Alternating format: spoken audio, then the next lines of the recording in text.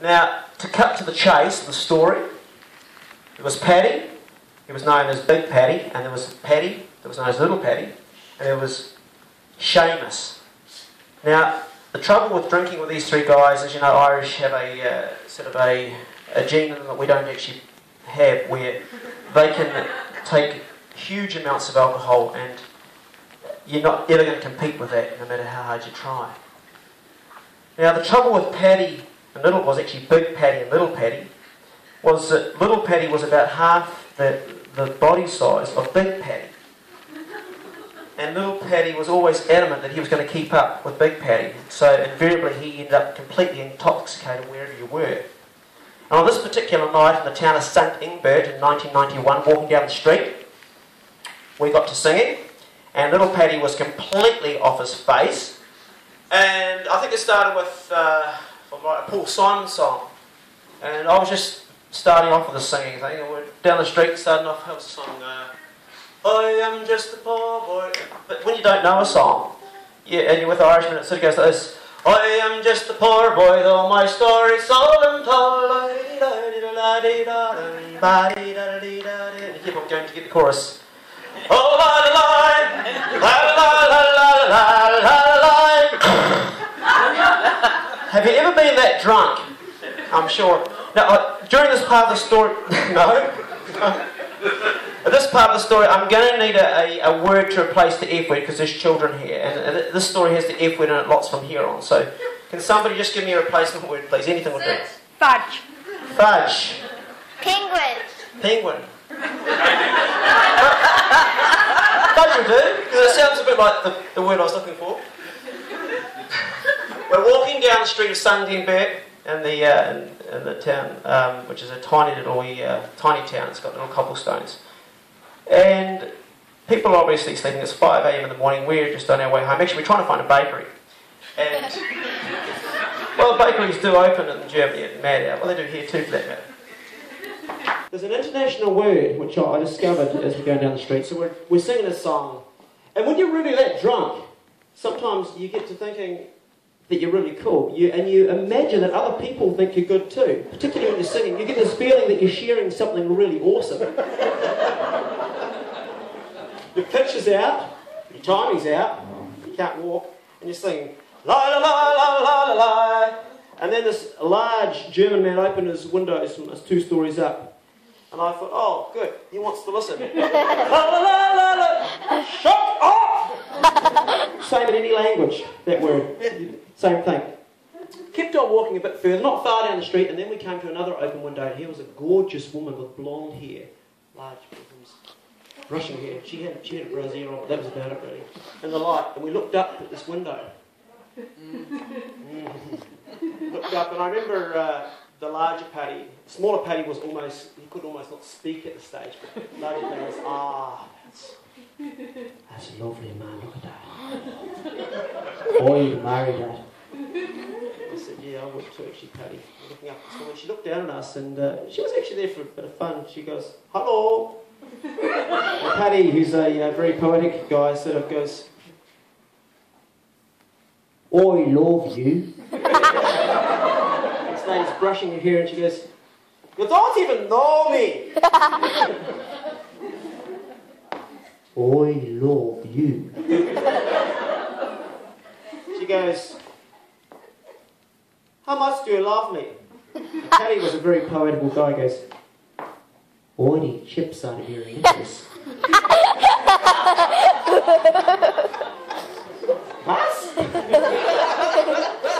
I tell you what, sorry about the German accent, I'm crappy. If you can get up here, you can have me. There's 3 stories up. Little Biddy, who was really drunk, goes, right man, that's me. He was so drunk, he got up to the building and he stood directly in front of the wall.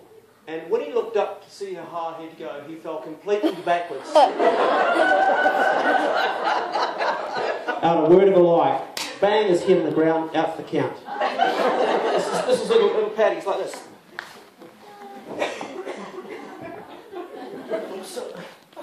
So we were looking at little Paddy, and then Big Paddy goes, Seamus, what do you reckon?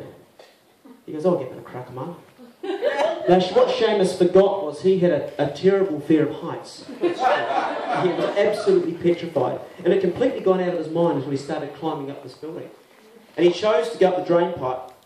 So he gets up about to the first story, which is pretty high. It's about as up to that ledge there, if you can imagine. And he's standing, and that's when he just realised, I'm terrified of heights. And then he made the vital mistake of doing that. Fudge. Fudge me, man. I'm fudged. I said, Seamus, mate, just back on down slowly, you'll be okay. I'll talk you down. So he finally gets to the bottom. And then Big Paddy, it's up to me, lads. I'm right for it. And this German lady's looking out the window, having a great old time. So Big Paddy, who's really he's overweight, you know, and he was amazing going up that drain pipe. He was for a big guy, he just was so nimble. Everything was working great except one thing. The drain pipe and the piping, the spout at the top that was connected to was not actually designed to take the weight of a 100-kilogram Irishman. Thank God he only got to the first floor when he tore the whole lot down. If it had been the top, there'd been brown bread, I tell you. And then the guy down the road, shut up! We should have probably gone at this stage, but I figured it was my turn, you know, everybody else had a crack at it. There wasn't a drain pipe left to climb on, so I chose the trellis on the other side, which made total logic, because it's kind of like a ladder, you know, it's got bits on it, and it's got plants to grab if you lose your grip. So I said to my Kiwi accent, love, I'm coming up.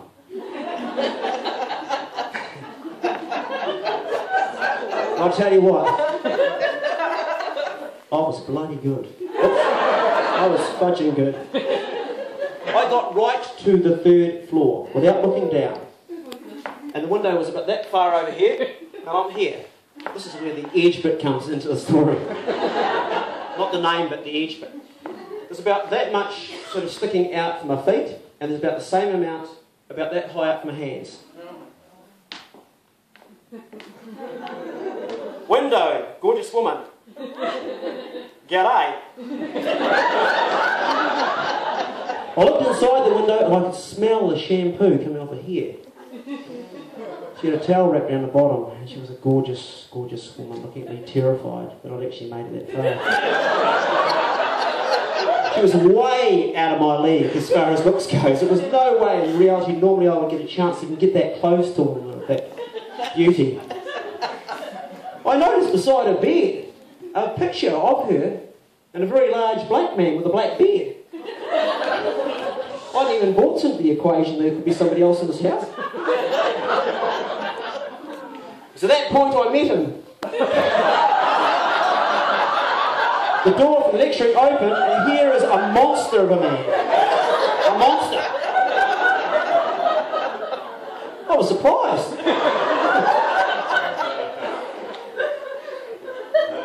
Fudge!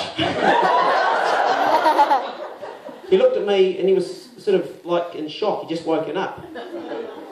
And his brain, you could see it working. He was working out what was going on here. And I was worried about falling off the edge. I was also thinking how I've just been ripped off. Nothing's going to happen here. And then I've got the thought of, I was actually expecting I was going to get in through the window and go down at least the stairs. I've got 3 stories below me here to work through. But he solved the problem very quickly by grabbing an aluminium softball bat and coming at me at about 100 miles an hour. You're fudging, fudging, fudging! I ran across the ledge like this. I went that fast down as he tried to whack me on my fingers, all the way down so fast, and little Irish guy that was unconscious suddenly stood up and goes, Fudge, would you look at that? He goes down the wall like a little spider. And that's how I got my name.